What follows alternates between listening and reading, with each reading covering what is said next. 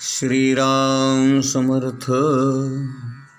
गोपाल कृष्ण भगवान की जय. आपल्यासारख्या सर्वसामान्य माणसांना सुद्धा देहबुद्धी तीव्र असल्यामुळे मी माझ्या सामर्थ्याने भगवंताला आकलन करून घेईन असं जे काही वाटतं, हाच मुळे आपला अहंकार असतो. मी अमुक इतका जप करीन, मी तपश्चर्या करीन, मी भगवंता तुला प्राप्त करीन, असे विचार आपल्याही मनात येतात. ते अहंकारातून येतात, मीपणातून येतात, कर्तृत्व भाव प्रभावी असल्यामुळे येतात. अरे, ज्याला अर्धांग वायू झालाय त्याला हात सुद्धा हलवता येत नाही. आपला घास सुद्धा आपल्या तोंडामध्ये घालता येत नाही. तिथे या त्रिभुवनाच्या पालकाला, या परमात्मा परमेश्वराला वश करून घेईन हे म्हणणे तरी कसे शक्य आहे? महाराज एकदा म्हणतात की माणसाचं कर्तृत्व नाहीच. अहो, या अपार विश्वामध्ये पृथ्वी ती काय आणि त्यात माणूस तो काय? माणसाचं कर्तृत्व कशामध्ये आहे तर त्या विश्वनिर्मात्याला शरण जाण्यामध्ये त्याचं कर्तृत्व आहे, असं गोंदवलेकर महाराज म्हणतात. आपल्याला जर काही करायचंच असेल तर भगवंताला शरण जावं, एवढंच आपण करावं.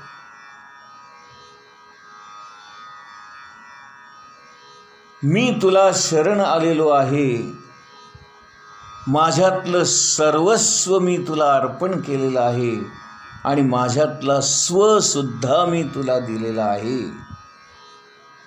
अशा रीतीने आपण शरणागत व्हावं असं महाराज म्हणतात. पण ते म्हणतात माणसं लबाड असतात, ते बाकीच्या सगळ्या गोष्टी देतील पण आपल्यातला स्व मात्र देणार नाहीत, आपला अहंकार मात्र देणार नाहीत. बाबा बेलसरे म्हणतात माझंही हेच मत आहे.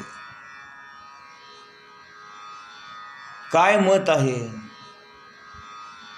आपल्याला साधन काय करायचं आहे तर ही शरणागती मिळवायची आहे आणि त्या शरणागतीचं संपादन करणं हेच आपल्याला मिळवायचं आहे.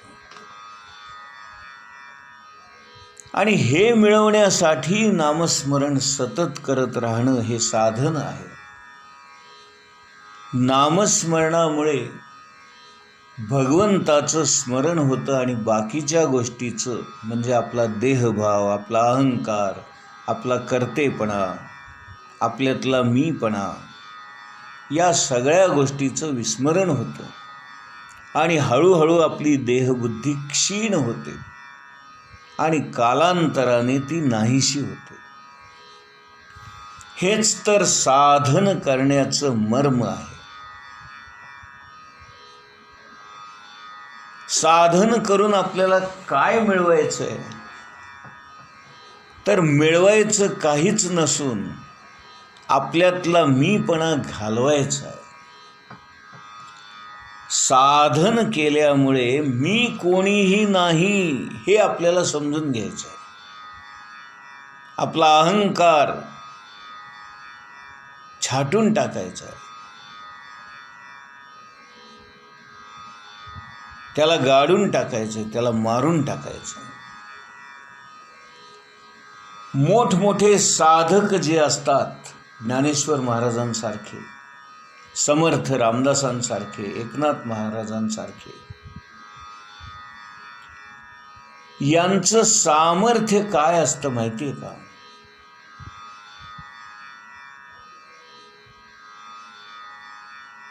ते म्हणतात, हे भगवंता, मी तुला माझं सर्वस्व दिलंय, अगदी माझ्यातला मी सुद्धा तुला दिलाय, दिले तुला असं सतत म्हणत असतात. आणि हे म्हणण्यासाठी देखील आपल्या अंगामध्ये धैर्य लागतं, सामर्थ्य लागतं.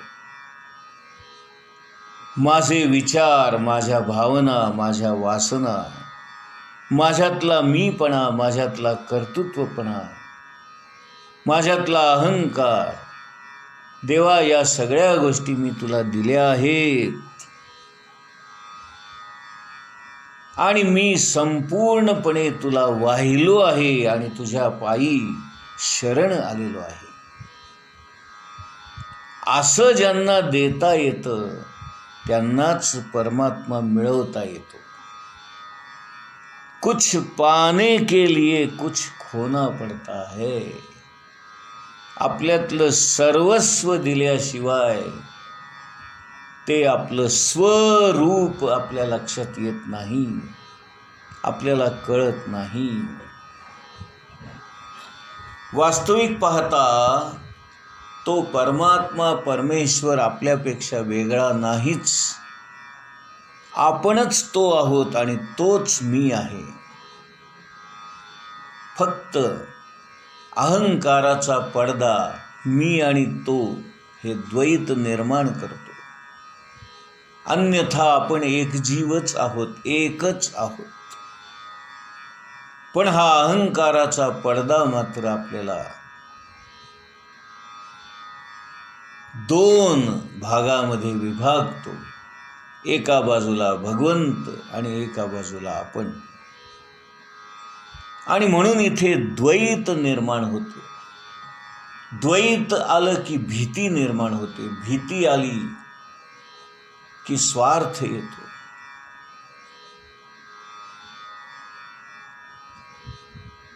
स्वार्थ आला की अपेक्षा येतात आणि अपेक्षा भंग झाला की दुःख होतं. असं हे सगळं आहे. आणि म्हणून ज्ञानेश्वर महाराज म्हणतात की हे अर्जुना, विपरीत घडतं.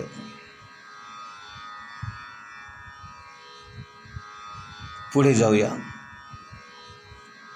17व्या ओळीमध्ये ज्ञानेश्वर महाराज म्हणतायत, म्हणोनी अजुनी अर्जुना, झणे चित्त देशी या हीना, वेगी धीर करून या मना सावधू होई.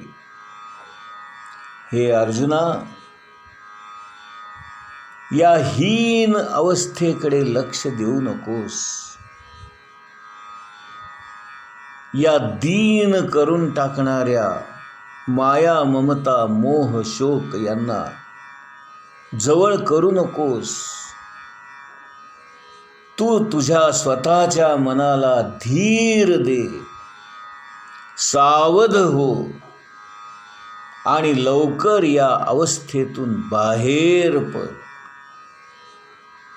म्हणून अजून अर्जुना, हे अर्जुना, झणे चित्त देशी या हीना, जे काही तुझं चित्त या माया मोह पाशाने हीन दीन झालेलं आहे, त्या चित्ताला आवर. वेगी धीर करून या मना, मनाला धीर दे. मनाला त्या अवस्थेतून बाहेर काढ. मनाचं हीनपण, दुबळेपण, दैन्यपण घालव. सावधू होई आणि सावध हो. विपरीत ज्ञान घालव, कारण ते तुला हीन दीन बनवून टाकतंय. गोंदवलेकर महाराज नेहमीच म्हणतात, दुसऱ्यांचे दोष पाहणे, त्यांची निंदा करणे हे अत्यंत हीनपणाचं लक्षण आहे. याचं कारण आहे की जर हे संपूर्ण विश्व भगवंताने निर्माण केलेलं आहे, तो जर सामर्थ्यवान आहे, तो जर ज्ञानी आहे आणि त्याच्या इच्छेने, त्याच्या कर्तृत्वपणाने त्याने हे जग निर्माण केलेलं आहे, मग एखादी गोष्ट तो वाईट करेलच कसा? आणि जर आपण एखाद्या गोष्टीला वाईट म्हणत असू तर भगवंताने वाईट केलं असा त्याचा अर्थ होत नाही का? म्हणजे भगवंत चुकला असं म्हणण्या इतके आपण मोठे आहोत का? किंवा भगवंताचा दोष पाहणं आणि भगवंतच चुकला आहे असं म्हणणं, याचा अधिकार आपल्याला कुणी दिला?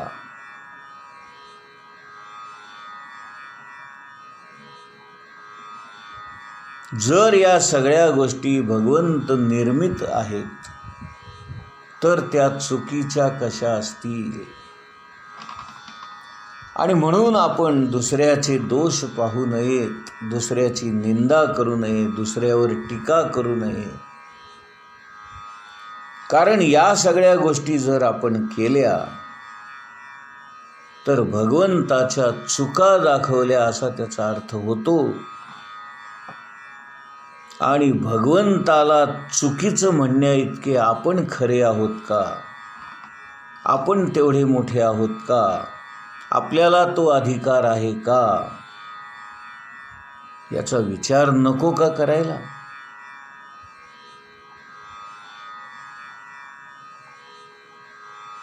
आणि जरी समजा एखादा चुकत असेल, चुकीचा वागत असेल, नको त्या गोष्टी करत असेल,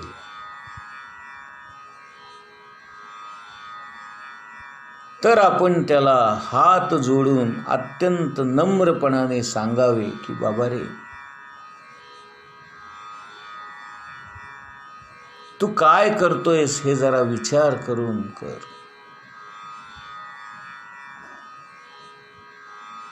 तुझं वागणं बदलावंस असं मला वाटतंय. आणखीन काहीतरी तू चांगलं करावंस असं मला वाटतंय.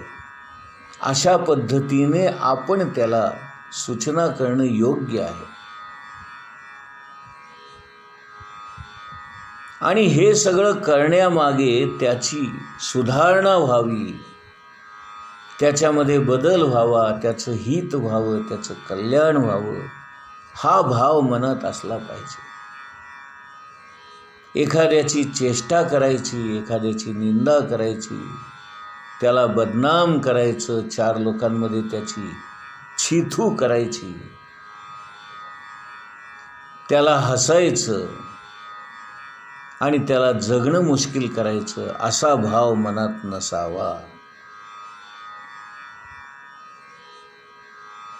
घरात बसून लोकांची निंदा करणं यासारखं हीनपणाचं दुसरं कुठलंच कृत्य नाही.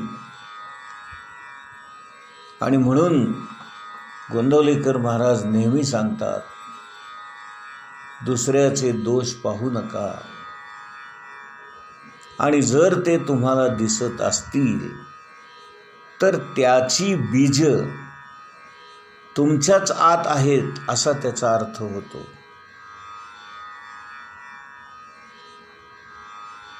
एखादी गोष्ट चुकीची आहे हे मला का समजतं?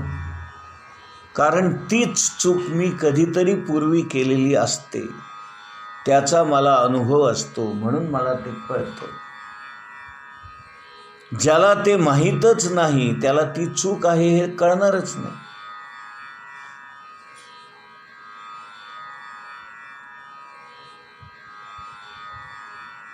दोन मुलं होती आणि त्यांच्या घरामध्ये असा एक प्रसंग घडला की जेवायला आलेल्या पाहुण्यांपैकी एका माणसाने ताटामधला चांदीचा चमचा उचलून आपल्या खिशात ठेवला. हे छोट्या मुलाने पाहिलं आणि आईला जाऊन सांगितलं, आई, ते काका आलेत ना, त्यांनी आपल्या टेबलावरचा चांदीचा चमचा उचलून त्यांच्या शर्टच्या खिशामध्ये ठेवलाय. आणि दुसरा मुलगा जो थोडा मोठा होता तो आईला येऊन म्हणाला की आई ग, त्या काकांनी आपला चांदीचा चमचा चोरला. आता या दोन मुलांच्या सांगण्यामध्ये फरक का आहे? कारण लहान मुलाला त्या गोष्टीला चोरी म्हणतात हे माहीत नाही आहे, परंतु मोठ्या मुलाला मात्र अशी काही वस्तू उचलून खिशात घालणं याला चोरी म्हणतात